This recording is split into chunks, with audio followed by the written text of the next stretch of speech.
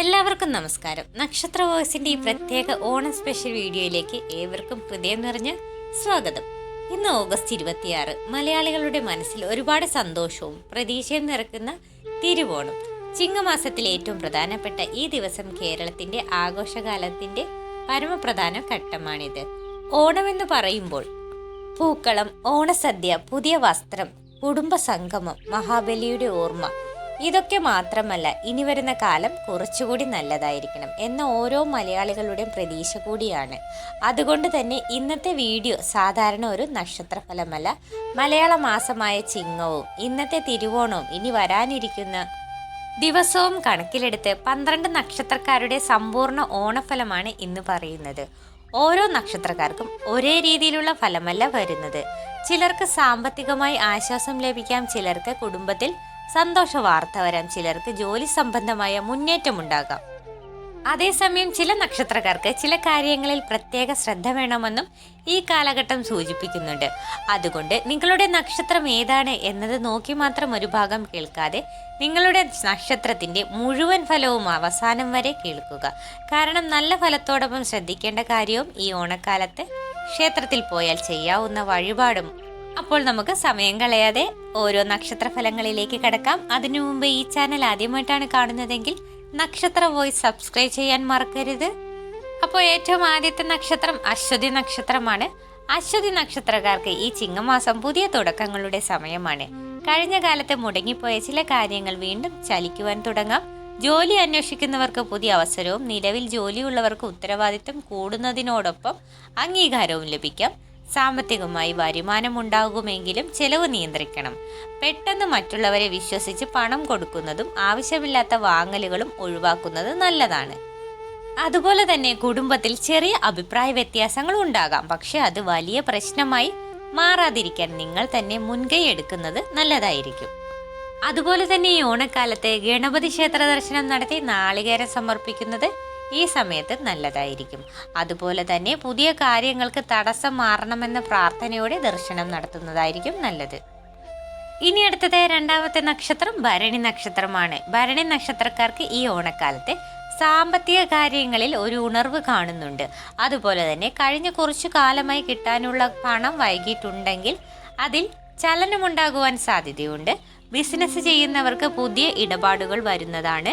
അതുപോലെ തന്നെ എന്നാൽ നിങ്ങളുടെ പ്രധാന ശ്രദ്ധ ദേഷ്യവും എടുത്തുചാട്ടവും നിയന്ത്രിക്കുന്നതിലായിരിക്കണം. ചെറിയൊരു വാക്കുതർക്കം വലിയൊരു പ്രശ്നമാകാതിരിക്കുവാൻ ശ്രദ്ധിക്കേണ്ടതാണ്. കുടുംബത്തിൽ നിങ്ങളെ സ്നേഹിക്കുന്ന ഒരാളുടെ ഉപദേശം കേൾക്കുന്നത് ഈ സമയത്ത് ഗുണം ചെയ്യുന്നതാണ്. ഈ ഓണക്കാലത്ത് ദേവീ ക്ഷേത്രത്തിൽ ദർശനം നടത്തി ചുവന്ന പൂക്കൾ സമർപ്പിക്കുകയോ നെയ്വിളക്ക് തെളിയിക്കുകയോ ചെയ്യുന്നത് നല്ലതായിരിക്കും. ഇനി അടുത്തതായി കാർത്തിക നക്ഷത്രം. കാർത്തിക നക്ഷത്രക്കാർക്ക് ചിങ്ങത്തിൽ ജോലി, ഉത്തരവാദിത്തം, സാമ്പത്തിക സ്ഥിരത എന്നിവയിൽ മുന്നേറ്റം നൽകുന്ന സമയമായി കാണുന്നു.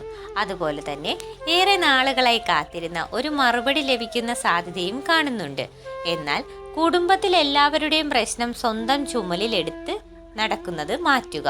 അതുപോലെ തന്നെ മറ്റുള്ളവരെ സഹായിക്കുമ്പോൾ നിങ്ങളുടെ സാമ്പത്തിക സ്ഥിതിയും കൂടി പരിഗണിക്കുന്നത് നല്ലതായിരിക്കും. ആരോഗ്യത്തിലും ഉറക്കം, ഭക്ഷണം എന്നിവ അവഗണിക്കാതിരിക്കുക. ഇനി ഓണക്കാലത്തെ ശിവക്ഷേത്രത്തിൽ ദർശനം നടത്തി ജലധാരയോ നെയ്വിളക്കോ കഴിവിനനുസരിച്ച് നടത്താം. ഇത് ചെയ്യുന്നത് നിങ്ങൾക്ക് ഈ സമയത്ത് നല്ലതായിരിക്കും. ഇനി അടുത്തത് രോഹിണി നക്ഷത്രമാണ്. ഈ രോഹിണി നക്ഷത്രക്കാർക്ക് ഈ ഓണക്കാലത്ത് ധനകാര്യത്തിൽ പ്രതീക്ഷ നൽകുന്ന ഒരു സമയമാണെന്നാണ് കാണുന്നത്. പഴയൊരു കുടിശ്ശിക ലഭിക്കുക, മുടങ്ങിയ ഇടപാട് പൂർത്തിയാക്കുക, വരുമാനത്തിന് പുതിയൊരു വഴി തുറക്കുക എന്നിവയിൽ ഏതെങ്കിലും സംഭവിക്കാവുന്നതാണ്. അതുപോലെ തന്നെ കുടുംബത്തിൽ സന്തോഷകരമായ ഒരു വാർത്തയും പ്രതീക്ഷിക്കാവുന്നതാണ്. എന്നാൽ മറ്റുള്ളവരുടെ വാക്ക് കേട്ട് വലിയ സാമ്പത്തിക തീരുമാനങ്ങൾ എടുക്കരുത്. രേഖകളും കണക്കുകളും പരിശോധിച്ച ശേഷം മാത്രം കാര്യങ്ങൾ പൂർത്തിയാക്കുന്നതായിരിക്കും നല്ലത്. ഈ ഓണക്കാലത്ത് ശ്രീകൃഷ്ണ സ്വാമി ക്ഷേത്രമോ വിഷ്ണു ക്ഷേത്ര ദർശനവും നടത്തി തുളസിമാല സമർപ്പിക്കുന്നത് ഭക്തിപൂർവ്വം ചെയ്യുന്നത് നിങ്ങൾക്ക് നല്ലതായിരിക്കും. ഇനി അടുത്തത് അഞ്ചാമത്തെ നക്ഷത്രം മകേരം നക്ഷത്രമാണ്. മകേരം നക്ഷത്രക്കാർക്ക് യാത്ര, ജോലി, പുതിയ പരിചയങ്ങൾ എന്നിവ വഴി അവസരങ്ങൾ വരാം. വിദേശത്തേക്ക് പോകുവാൻ ശ്രമിക്കുന്നവർക്ക്, അല്ലായെങ്കിൽ പുതിയ ജോലിയിലേക്ക് മാറാൻ ആലോചിക്കുന്നവർക്ക് മുന്നേറ്റ സാധ്യതയാണ് കാണുന്നത്. എന്നാൽ ഒരേ സമയം പല കാര്യങ്ങളും ചെയ്യാൻ ശ്രമിച്ച് ഒന്നും പൂർത്തിയാകാതെ പോകാതിരിക്കാൻ ശ്രദ്ധിക്കുക. മനസ്സിലെ ആശയക്കുഴപ്പങ്ങൾ കുറച്ചിട്ട് ഒരു ലക്ഷ്യത്തിൽ ശ്രദ്ധ കേന്ദ്രീകരിക്കുന്നതായിരിക്കും നല്ലത്. ഓണക്കാലത്ത് സുബ്രഹ്മണ്യ ക്ഷേത്ര ദർശനം നടത്തി പുഷ്പാർച്ചന നടത്തുന്നത് നിങ്ങൾക്ക് ഈ സമയത്ത് വളരെ നല്ലതായിരിക്കും. അടുത്തത് തിരുവാതിര നക്ഷത്രം. തിരുവാതിരക്കാർക്ക് ഈ ഓണം കാത്തിരിപ്പിന് ശേഷം ആശ്വാസം നൽകുന്ന സമയമായേക്കാം. കുടുംബത്തിൽ ഏറെ നാളായി നീണ്ടു നിന്നിരുന്ന ഒരു പ്രശ്നത്തിന് പരിഹാരം കാണുവാൻ സാധിക്കുന്നു. അതുപോലെ തന്നെ ജോലി സംബന്ധമായും പുതിയ അവസരം ലഭിക്കാം. സാമ്പത്തികമായി വലിയ നേട്ടം പ്രതീക്ഷിക്കുമ്പോൾ അമിതമായ റിസ്ക് എടുക്കരുത്. ലോട്ടറി ഉൾപ്പെടെയുള്ള ഭാഗ്യപരീക്ഷണങ്ങളെ ഉറപ്പായ വരുമാനമായി ഒരിക്കലും കാണരുത്. ഈ ഓണക്കാലത്ത് ശിവക്ഷേത്രത്തിൽ ദർശനം നടത്തി നെയ്വിളക്ക് തെളിയിക്കുകയും ഓം നമഃശിവായ ജപിക്കുകയും ചെയ്യുന്നത് ഇപ്പോൾ നിങ്ങൾക്ക് നല്ലതായിരിക്കും. ഇനി അടുത്തത് പുണർദം നക്ഷത്രം. പുണർദം നക്ഷത്രക്കാർക്ക് വീണ്ടും ഉയർന്നു വരുവാനുള്ള സമയമാണിത്.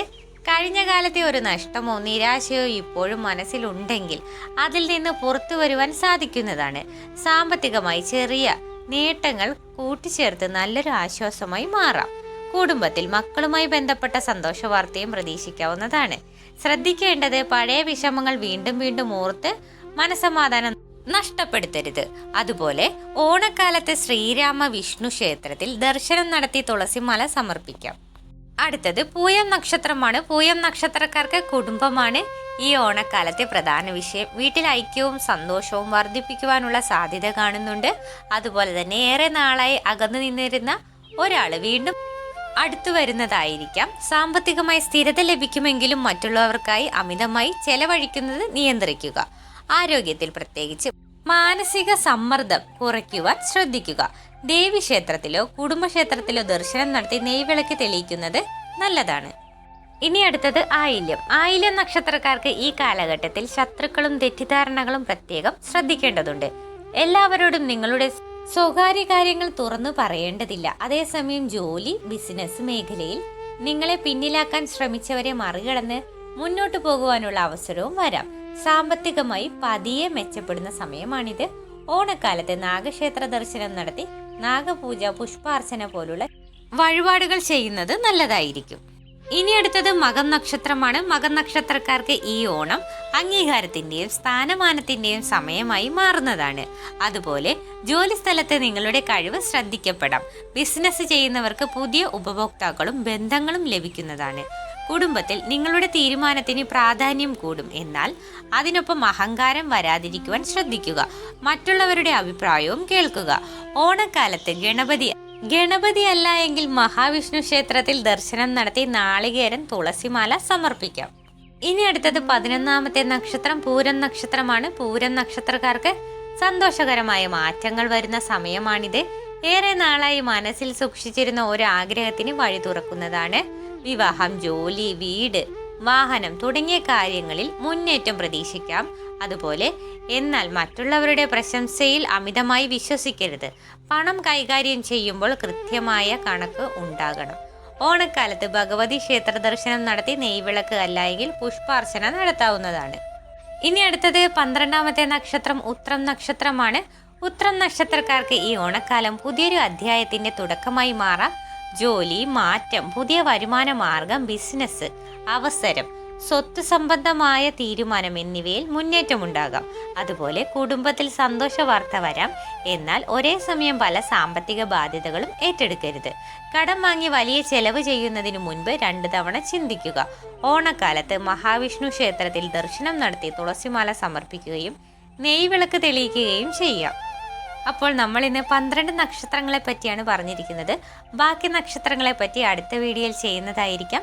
അശ്വതി മുതൽ ഉത്രം വരെ ഇന്നത്തെ ഈ പ്രത്യേക ഓണഫലത്തിൽ ഓരോ നക്ഷത്രക്കാരുടെയും നല്ല വശങ്ങളും ശ്രദ്ധിക്കേണ്ട കാര്യങ്ങളും ഈ ചിങ്ങമാസത്തിലെ പൊതുവായ ഭാഗ്യസൂചനകളും ക്ഷേത്ര ദർശനവും വഴിപാടുകളും നമ്മൾ പരിശോധിച്ചു. ഓണം എന്നത് ഭാഗ്യം മാത്രം കാത്തിരിക്കുന്ന ദിവസമല്ല, കുടുംബത്തോടൊപ്പം സന്തോഷം പങ്കിടുവാനും കഴിഞ്ഞ വിഷമങ്ങൾ വിട്ടുകളയുവാനും പുതിയ പ്രതീക്ഷകളോടെ മുന്നോട്ട് പോകുവാനുള്ള അവസരവുമാണ്. അതുപോലെ തന്നെ ഈ തിരുവോണ ദിവസം നിങ്ങളുടെ വീട്ടിൽ ഐശ്വര്യവും സമാധാനവും ആരോഗ്യവും സന്തോഷവും നിറയട്ടെ. നിങ്ങളുടെ നക്ഷത്രം ഏതാണെന്ന് കമൻറ്റ് ബോക്സിൽ എഴുതുക. ഈ ഓണഫലം നിങ്ങൾക്ക് ഉപകാരപ്പെട്ടിട്ടുണ്ടെങ്കിൽ വീഡിയോ ലൈക്ക് ചെയ്യുവാനും നക്ഷത്ര വോയിസ് കുടുംബത്തിലെ മറ്റുള്ളവരിലേക്ക് ഷെയർ ചെയ്യുവാനും മറക്കരുത്. മഹാബലിയുടെ സ്നേഹവും ശ്രീ മഹാവിഷ്ണുവിൻ്റെ അനുഗ്രഹവും എല്ലാവരുടെയും കുടുംബങ്ങളിൽ ഉണ്ടാകട്ടെ. ഈ തിരുവോണം എല്ലാവർക്കും ഐശ്വര്യപൂർണ്ണമായിരിക്കട്ടെ. എല്ലാവർക്കും ഹൃദയം നിറഞ്ഞ തിരുവോണ ആശംസകൾ. നന്ദി, നമസ്കാരം.